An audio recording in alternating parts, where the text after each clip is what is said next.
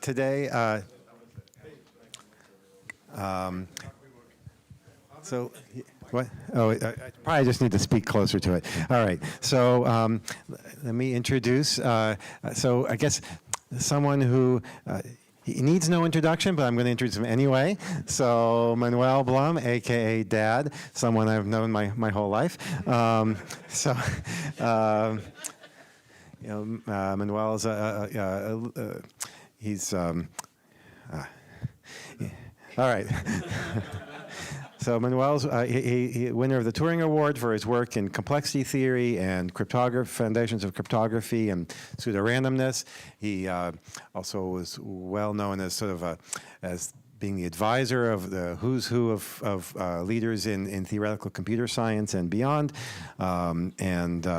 He is especially known for his work on trying to formalize things that seem really hard to formalize, and notions of pseudo-randomness, for example. And today he's going to be talking about probably the most nebulous concept of all, consciousness, and aiming to formalize that. Manuel. Oh, and let me just say that, so Manuel is going to give a talk, and then Lenore is going to give a talk, and then they're going to take questions kind of on the combined two talks. Okay, so here we go. Great, thanks.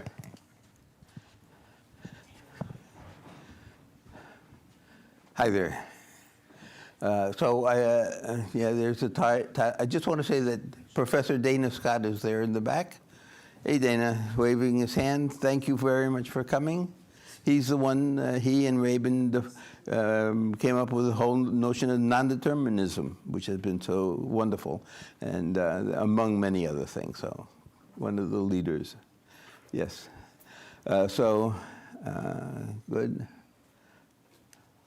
Okay, there's Avram. With the flower, that's nice. It's nice, yeah. Happy birthday, Avram. And thank you, Santosh and Nina and Nika and Anupam and Katrina. Katrina, I saw her, yes. There she is. And Yishay. Good, thank you very much for making this such a nice celebration. So there's Avram when he's a year and a half old, reading. The waitress said, he's reading? Yep. There's us on the motorcycle. I was crazy then, probably still am. Avram takes a bus, first in his class to take a bus. Gives me everything that he has that I love. I mean, his best things he gives me, things that he finds out there. This is interesting. When he was 11 years old, a teacher gave the class an extra credit problem, homework problem. And hard problem. He went home. He programmed our little computer to get examples. I thought, what a great idea. Now we know. But then I hadn't thought of it. What a great idea to get examples so that when he woke up, he could prove he knew what he should do to prove the theorem. So cheating, the teacher said, no credit. That's crazy, isn't it? They're crazy nowadays too. They say you can't use ChatGPT. Oh, come on. You be able to use every tool that's available. It's the teachers that has to figure out if it's their thoughts or somebody else's. There's Avram. He had office hours at MIT. Because he needed to be able to do his own work too. He gave me this beautiful glass cup. Thank you, Avram. I love it. A very delicate little handle, but I love it. We went to CMU. Dad, Mom. That was cute. There he is now, academic head of TTIC, but interim president. Maybe going to be a president. You get 2 salaries. Okay, consciousness. So I started wondering what's in my head when I was 10 years old. Basically I wanted to get smarter, and the only way to do that is to figure out what's going on in there. And I tried introspection, and it just didn't work. You know, introspection doesn't give you what's in your head. It felt like there was a little person looking out through my eyes, and that doesn't help. And I couldn't understand how the eyes and the ears and everything else and arms, how could all of these, the processing that's being done there, come to seem like it's coming from a homunculus. And I didn't actually get an answer until maybe 15 years ago when Lenore told me, you got to look at bars. So I'm getting ahead of myself. First, what's consciousness?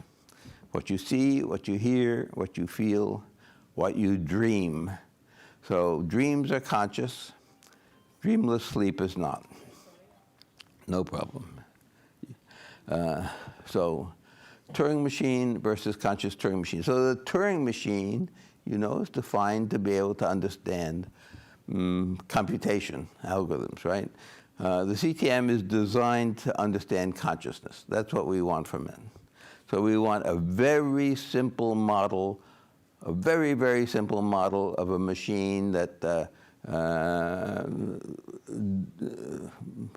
not really a brain. It's got to be, but it's got to be conscious, and it's got to. So it's we call it Occam's razor simple. It's got to be absolutely simple, and it's got to be able to answer questions, the questions that we might have about consciousness. Kevin Mitchell. We're very lucky. There's this professor, Kevin Mitchell, who wrote out 15 questions that a theory of consciousness should be able to answer. And it's great because we can say it's got to be this simple and it's got to answer all these questions. And we went through model after model after model trying to get something that would be simple and would answer the questions. One especially that I wanted was I wanted a deterministic machine. I wanted to be able to show that even free will, yes, thank you. That even free will, that even in the deterministic world, you will feel you have free will. So I wanted it to be deterministic, but couldn't get that. It has to be probabilistic, we found. Okay, so here's what I would tell the 10-year-old. 10-year-old wants to know how to think about what's in his head. Okay, 10-year-old, here's Bohr's model. What's in your head is this huge auditorium filled with lots of processors, million processors, looking at what's going on the stage. And what's going on the stage is what you're conscious of. And the processors, well, they have some ideas of their own of how the play should continue. Each person has their own idea. Some ideas are better than others. Somehow they arrange among themselves for one of them to actually determine what will go on the stage. And it's what's on the stage that you are conscious. It's the stage stuff that's broadcast. Okay, our model. Yes, and I want to make it very clear, it's our model. It is that Lenore is absolutely as important as I am on this. Okay, so anyway, so what's the CTM? So our model's a bit different. There's only one person up on the stage, and that's not so interesting, is it? Just one person, you don't actually, but what that person is saying, that is broadcast, and that is what you're conscious of. So here's bars on the left with nice stuff going on. Blum's on the right, not so interesting, just one speaker there. But see, bars never really explains how it's decided what will get up to the stage. So what we want from our model is a very clear statement of exactly what gets up on the stage. Let me just mention about this, that the CTM, so CTM is Conscious Turing Machine, I'll call it the CTM, is not conscious of the world directly. You are not conscious. You feel like you're conscious of what's going on, but no, that's going into your eyes and your ears, and the processors there are actually turning what's up there, what's out there, into a short phrase, a phrase in a language we call Brainish. And you are aware of only what comes to you in Brainish. You are conscious only of the Brainish. Of course, at the start, that Brainish has just one word in it, nil. Not very much. So we have to explain, what I'm going to try to show you is how the CTM develops its own language. So you'll see, it develops its own language. So global workspace, metaphor. So the processors in this audience communicate with chunks. You heard maybe about the you're conscious of 7 plus or minus 2 chunks. CTM has 1 chunk. That's it. We want it to be Occam's razor simple, 1 chunk. Here's what a chunk is. It's a tuple. Don't we like tuples? Processor, time, gist, weight. The processor that created the chunk, the time it got created, a little bit of information, which initially has to be nil because that's all you have, but after a while that gist of information will be a string of words, a set of words, no more than 8 words allowed. And we'll see how those words get created. And W, the importance of that information, a weight. Okay, CTM is conscious only if chunks broadcast from the stage. And you can get an idea of what a chunk is when you have a dream. Your dream, that frame of a dream that you have in your dream, that frame is a chunk. Chunks are these multimodal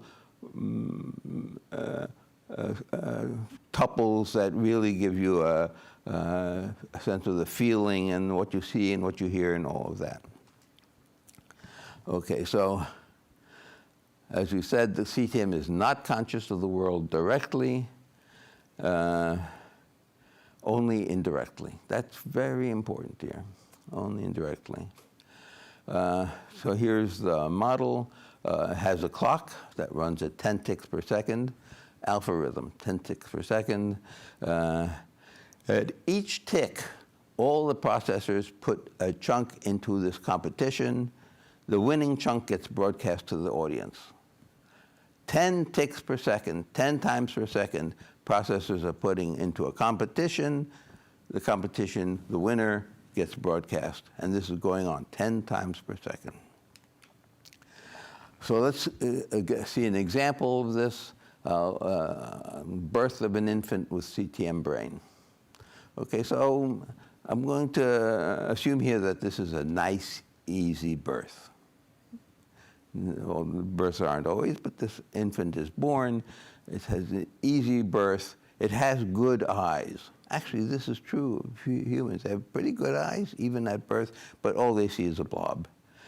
What you have is this predict, observe, correct machinery in the input processors works from the get-go. You know, the blob becomes clear with time. It's completely unconscious. What that infant is seeing is a blob. You know, everything. It predicts, it observes, it corrects that machinery. So that blob, well, eventually it's corrected. It's a blob with 2 dots. And so when it sees it, it predicts that the next thing will be the same blob with 2 dots. But then the prediction isn't quite right. The head has moved. The 2 dots are slightly to the right. You turn your head to the left. The dots seem to move to the right. You learn the predict, observe, correct machinery learns that where that thing is facing depends on how you move your head. So the blob becomes clearer with time, little by little.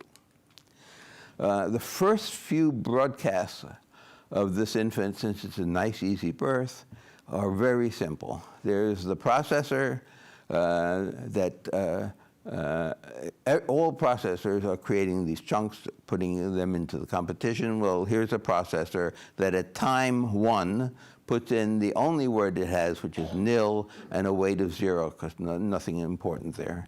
And then at the next moment in time, it's the same or different. It could be a different processor. This is time 2, nil, 0.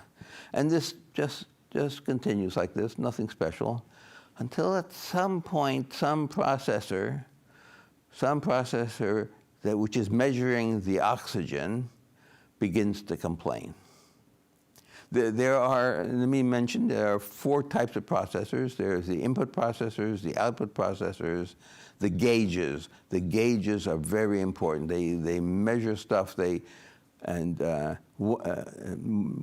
of them measures oxygen and begins to say, well, oh, I need oxygen. And so you can see that's the processor P sub x at time t sub x plus 1, nil, minus 1. First time you get something at negative weight, then minus 2, then minus 3. Eventually, the complaint gets loud enough that for every processor to do, every processor has built in the requirement. When the weight is very negative, stop what you're doing and pay attention and try to turn that around. And if it gets below a threshold, then absolutely put everything you can on the side. You must turn that around. So this infant, well, the legs flail, the arms flail, the infant pees and poos, the infant screams and cries. That brings in the oxygen. Isn't that wonderful? It doesn't have to be built in. The infant's first significant word will be the processor that actually screamed. The time it screamed at this high, it becomes the Brainish word for pain. It's just that processor and the time. That's the first word, significant word, the Brainish word for pain. Okay, there it is. P sub x, T sub x plus theta. Actually, let's see, nil, yeah, because still don't have any words. And, but a very negative weight. Okay. It will turn out that the first 2 letters, the P and the T, will become the first word for pain, will become the word for pain, and it will point to this chunk as the definition of that particular word. So of all the things, this is lovely. Of all the things that the infant did to try to stem the pain, the crying and the screaming is what worked. And the infant's second most significant word will be, the crying seemed to help, crying and screaming. And the infant will find this happening again and again. The infant will learn that anytime there's something negative, scream and cry. That's the solution. Okay. So this Brainish dictionary, we use Brainish in English, Spanish, Brainish. Okay, so this is the dictionary of the language that the processors use to talk to each other. And in this dictionary, the PT, the first 2 letters, are short, and they are a word, and they're a good pointer in the dictionary to the chunk, which is its meaning. All the processors put this broadcasted chunk into their dictionary. The processors are all getting the same chunk, the broadcasted chunk, at the same time. All at exactly the same time, and at the moment they get it, they put it in the dictionary. So this dictionary is growing. Yes, go ahead. Each processor has its own dictionary? Yes, every processor has its own dictionary, and all the dictionaries are the same. They are the dictionaries of the broadcasted chunks. There can be other chunks, but it's the broadcasted ones that go into the dictionary. Thank you. So good. Okay, so what the definition of a CTM? It's a tuple also. STM, LTM, uptree, downtree, input, output links. STM is the stage, short-term memory. LTM, that's the audience, long-term memory. Up tree, that's the competition. Down tree, that's the broadcast. Up tree takes a while, down tree is fast. Input from the outside, the input goes to the processors. The input processors take that input and immediately convert it into chunks. So you are conscious, the CTM is conscious only of those chunks. Input, output, same thing. So the output processors, they get a chunk, move your hand here, gets that chunk, it does, that output processor does that. And there are links. Initially, at the start, no processors are linked at all. The only way two processors get linked is one of them asks the question, another one answers it, and this conversation goes on through short-term memory, and that creates a link, a two-way link.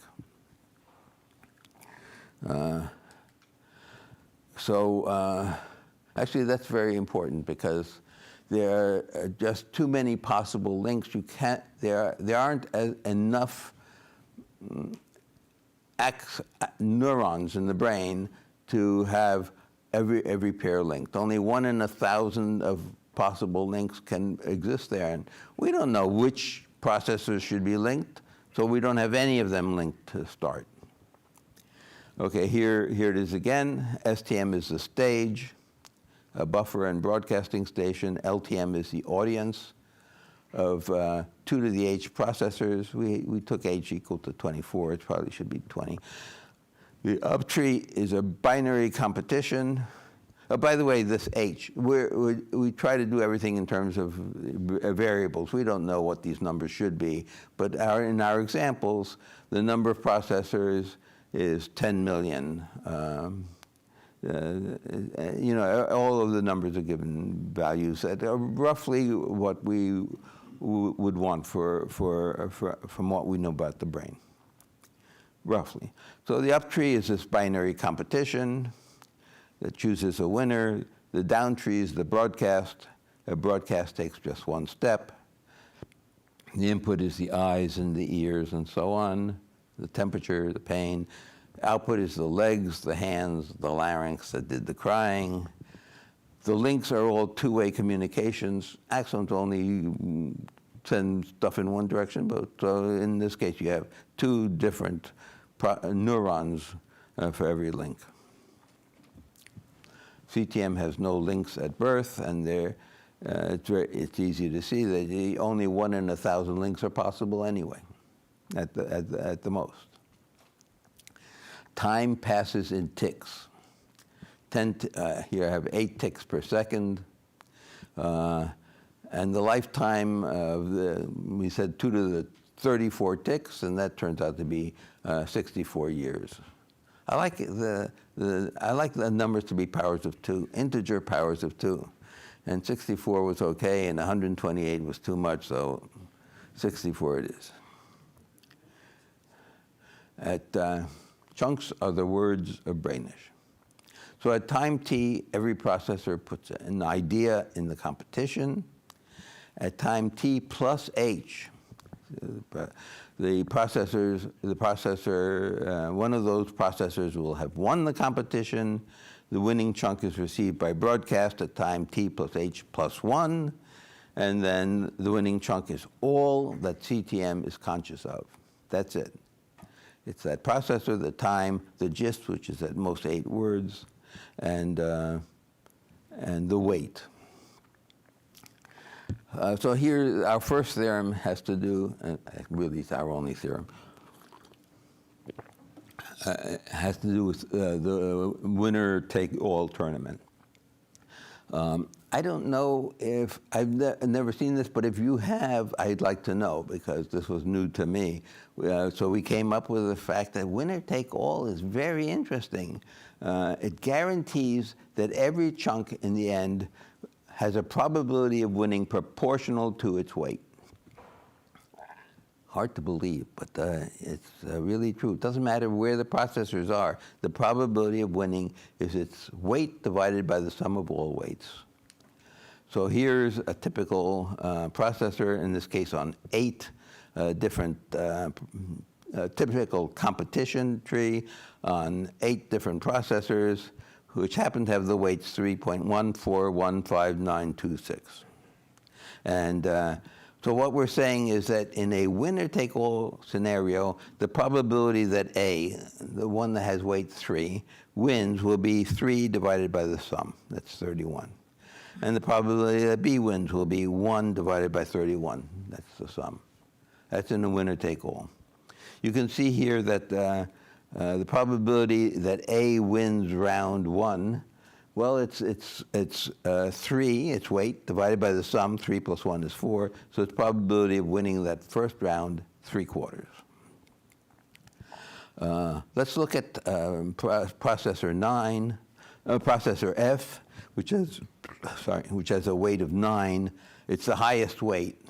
You might think that you want the winner to be the one which has the greatest weight. You know, in a deterministic machine, you choose that one to be the winner. That does not work. There are many reasons why that's bad. Right? For one thing, maybe there are several processors have high weight. One has a little higher than all the others and just stays there. And as long as they all have that weight, that processor is the one that keeps winning. And you don't want that. Property, why do you need a hierarchy? Why not just sample the weights? Why not, in fact, sample the weights? Yes. But the there are no links. How is a processor to know what the other... It's enforced through the links, okay. Yeah, so thank you. I mean, that's very important that if you want to find out what, for example, what the sum is, or you need to do this anyway. So we're not doing anything more than you would absolutely have to do. Okay, so here's processor F, weight 9. The probability that it wins the first round is 9 divided by 5 plus 9 is 9/14. Okay, so these numbers here are all the sums. It's 14. The sum of the 2 on the right, 2 and 6, sum to 8. The probability that F will win the second round is going to be that 14 divided by 14 plus 8, 22. So the probability it wins the second round is 14 divided by 22. And the third round, and what's the probability that F wins the tournament? See, we're saying it's going to win with probability proportional to its weight. Well, it's 931, it's 914, the first probability that wins the first round, times 1422, the second round, times 22 divided by 31, the third round. And look, the 14 is canceled, the 22 is canceled. 9 out of 31. Isn't that cute? 9 out of 31. Doesn't matter where the processors are. You can move them around. This is not true of tennis tournaments. It is not true of chess tournaments, but it is true of this tournament. And it's really helpful that it doesn't matter where the processors are. The probability of winning is exactly the same. At the top, you have no idea where the processors are. Isn't that nice? I mean, when you're setting up tournaments normally, like tennis, you might have some people on one side, some people on the other. You move them around. The brain is not going to move stuff around. It doesn't have to. Okay, so... anyway, we had a problem. In the nice competition, we really liked it, but where do the weights come from? We decided, well, you know, the gauges are very helpful in telling you something about the weights.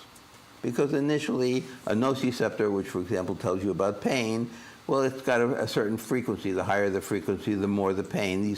These numbers are fixed. We tend to think of the frequency of a nociceptor fiber as be something that moves smoothly. When you look into it enough, no, there are 10 different frequencies that count. 10 different, you have no pain all the way up to the worst pain you can. That's the way the nociceptor works. Okay, so how are weights determined? So yes, it's nice that the nociceptor will take what it tells us as the amount of weight, it'll put into the chunk. But then what? So Avram, we have a problem. You remember? We have a problem. And what was great is he said, so he said, we have a problem. How do the processors set their weights? How do we make sure that the processors stay honest? You know, maybe a processor dishonest is trying to get it up into the stage. How do you keep the processors honest? And so Avram responded, Mom, Dad, I've got just what you need that solves the problem, a solution to the sleeping expert's problem. Okay, and Avram can tell you about that. It's how these sleeping experts are, every processor has a sleeping expert that looks at the weight that that processor is putting into the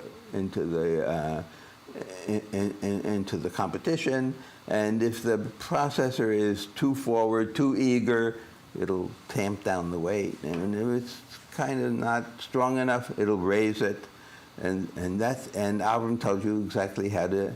Avram and Nina and others tell you exactly how to do this, so that you really are converging in the long run to the correct weight.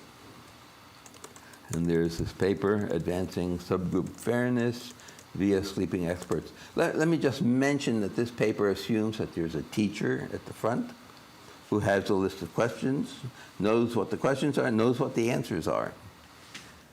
We don't have that in the CTM. We don't have a teacher at the no teacher at the front, no central executive. So it took a lot of work to be able to make this actually work out for the CTM. Conscious attention. The focus on, we call the focus on broadcasted trunk conscious attention. The conscious attention, all processors are getting the same chunk at the same time, and we define conscious attention is to that chunk. That's what the thing attends to. It can do other things, but it's attending to that.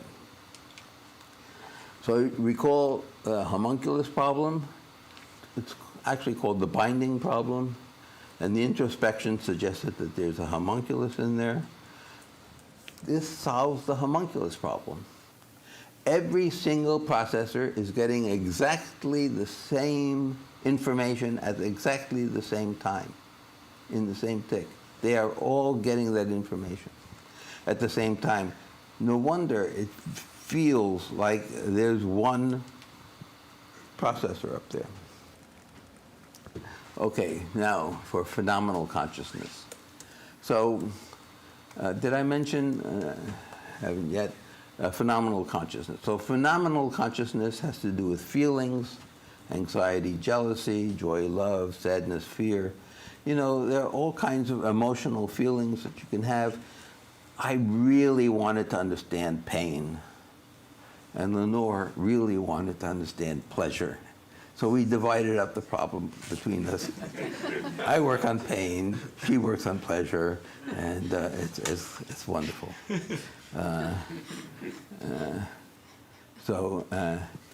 Here, so what I'll talk about is the pain. So if a robot says it feels pain, is it really suffering, or is it simulating? I mean, that's what was bothering me. What's been bothering me is how we can make a robot say that it has pain. When it gets damaged, you can have the circuitry tell you, yes, there's damage here, what kind of damage, how much damage there is. Yes, you can have that. You can know about it. But that's what David Chalmers calls the easy problem. Make a robot that knows when it is damaged. That's easy. We know how to do that. The hard problem, make a robot that really suffers when it's damaged. It should suffer. Often I get from people, you want to make your robot suffer? Oops, 5 minutes? Thank you. Yes, okay. You want to make your robot suffer? Hey, we have kids. We don't mind having children, and we know that they will suffer. Why are you so concerned about the robots suffering? Okay, so there we go. So about phenomenal consciousness. It's been said that the pain you feel when you burn your finger on a hot stove is a made-up pain, an illusion. Really? An illusion? It's so hard for me to believe that that pain I feel is really an illusion. So wonderful thing happened with me. I took a nap, and in this nap, I had a cramp. This was a terrible cramp. I had a terrible, terrible pain in my leg, and I woke up, and there was no cramp, there was no pain. Instant disappearance of the pain. No pain. I touched my leg, had not been no pain there at all. My body was proving to me that it could create the pain of a cramp in my sleep, which it has to be able to do. It's going to create it when it's awake. So an explanation for the intense pain. Extreme pain occurs when a chunk of extreme pain, a scream of pain in Brainish, gets to STM. And its great intensity, greater than theta, makes it almost impossible for other chunks to get into that short-term memory. All processors are forced to try to stop the pain. So confirmation for extreme pain. I've only been, this is wonderful, I've only been in agony a couple of times in my life, and I was good for nothing, rendered almost immobile. Reason left me, so did language. That's what serious pain does for you. Less intense pain, even less intense pain. Participants that identified as experiencing pain for 6 or more months demonstrated clinically low levels of pain, but nevertheless performed significantly worse than pain-free participants on a variety of tests. 3 minutes? Oh. The talk's about to begin. Axiom 1. Simultaneous reception of a broadcasted chunk by all processors evokes a unitary experience. There have to be axioms to this. I mean, and you know, just like why do you believe that F equals ma is true? It's not proved. It's just, it works. It really works. That's how you know that F equals ma is correct. That's the axiom of physics. Here, the axiom is simultaneous reception of a broadcasted chunk evokes a unitary experience. What makes axiom 1 believable is simultaneous reception. All processors attend to the same chunk at the same time. Axiom 2. When CTM inspects a chunk PTGW with G nil, it evokes in CTM a unique primal subjective experience. We're not saying what kind it is. It's completely determined by that P and that T. That determines, and if it's a very big negative weight, that particular PT is going to be the word for pain. And this axiom 2 is saying that that the primal subjective experience will be evoked when it looks carefully at that weight. Then there's what happens with later on, but let's keep on going. Now for an explanation of the suffering of pain, as opposed to the mere knowledge of pain. So you've already seen one explanation. Processors cannot do anything but attend to the pain, and that is painful. But that's still hard to believe. You can't do anything, therefore you feel pain. Or you feel pain, therefore you can't do anything. Which is it? You know, most of us would say you feel pain, so you can't do anything. But others say you can't do anything, that's why you feel pain. Which is it, one or two? And probably it's both. And we can go through how it would, each one make, you can't do anything that gives you some pain, you can't do anything pain. Okay, here's another better explanation for the suffering of pain. So the suffering of pain comes about when the injury in the model of the world is labeled pain and self. These are the These are the pain, the first word it had, self, which comes up soon after. These two words are very important. So in the world, you may have a skinned knee. In the model of the world, you having these brainish words, self and pain, attached to that injury. They are labels like colors in the model of the world. You see yourself with that injury. You see it's yourself, and you feel that it's pain. How can mere labels generate pain? But these are not mere labels. They're brainish, like the frame of a dream is brainish. These labels are really multimodal, brainish stuff. Okay, so this seems crazy, right? I mean, what we're saying, what's causing the suffering of pain is seeing that that injury is labeled pain and self. Doesn't that seem crazy? So here's the argument why it's got to be true. Not why. Here's the argument, one of the arguments for why this is what's going on. There's this interesting disorder called pain asymbolia. Ooh, it's interesting. People with pain, you get knocked on the head, you get pain asymbolia. You will know that you have pain, but it's okay. You don't suffer from it. Doesn't that sound wonderful? Everybody I talk to, they would like to have that.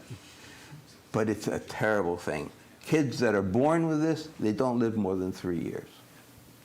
They just, and even people that get knocked on the head, they begin to damage themselves because they don't actually feel it. So pain asymbolia. In the disorder called pain asymbolia, the patient knows she has pain but does not suffer.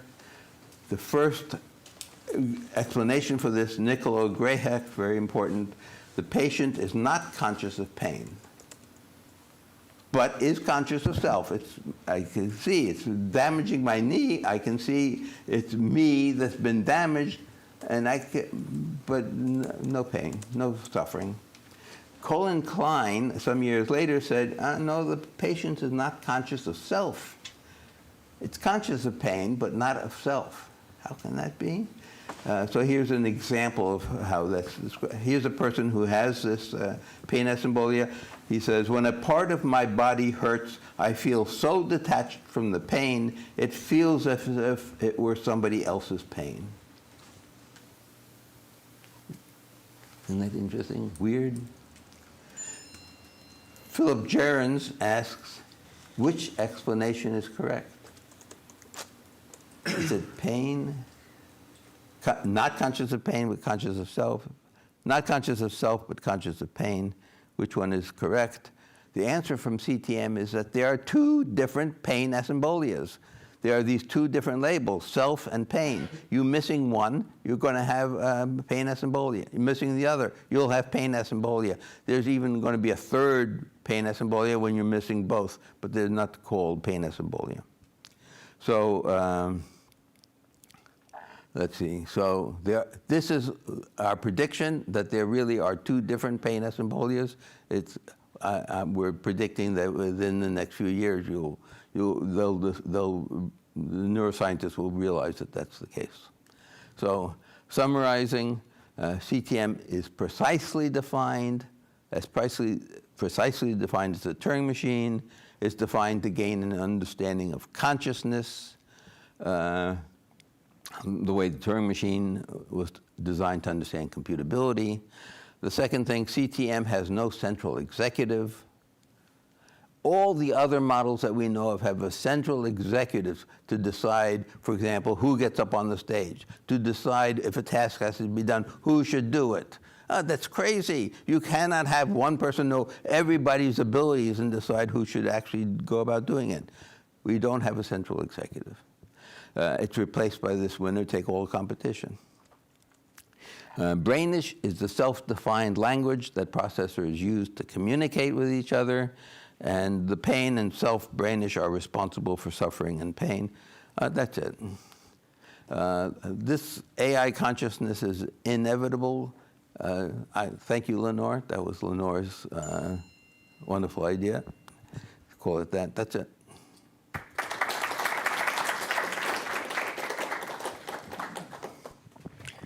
All right. So, So our next speaker is also someone I've known my whole life. okay, let's see if I can. Let me just highlight a few things about Lenore. So, I mean, she's a long time